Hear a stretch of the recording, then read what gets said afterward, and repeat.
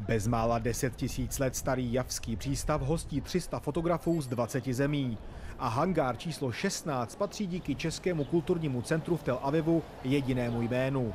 Kratochvílovy snímky pocházejí z posledních 20 let, z konfliktních zón v Iráku, Sierra Leone nebo třeba Barmě. Já už fotím od 60. let a na různých kontinentech, různých konfliktech a tak. A když vidím fotku, jak si to vždycky připomenu. I ten moment, ten smrad okolo toho a všechno. Název Mezinárodní fotografické výstavy je chráněný prostor. A stejně jako tenhle protiletecký bunkr naráží na předloňskou válku mezi Izraelem a palestinským Hamásem. Zvýšené nebezpečí teroru se projevilo i během natáčení téhle reportáže.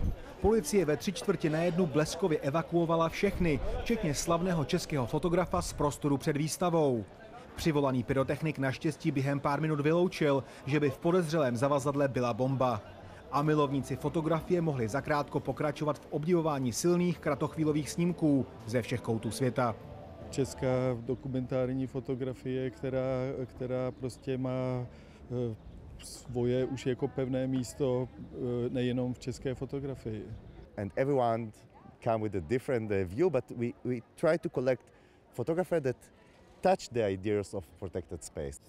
A takových míst má za sebou Antonín Kratochvíl, emigrant, dobrodruh, veterán cizinecké legie, zraněný ve válce v africkém Čadu a fotoreportér desítek válečných konfliktů, nepokojů a katastrof na svém kontě opravdu hodně. Zvlášť aktuální je teď na 30. výročí černobylské katastrofy jeho série z uzavřené radioaktivní zóny v ukrajinské Pripyati. Jakub Sánto, Česká televize, Tel Aviv.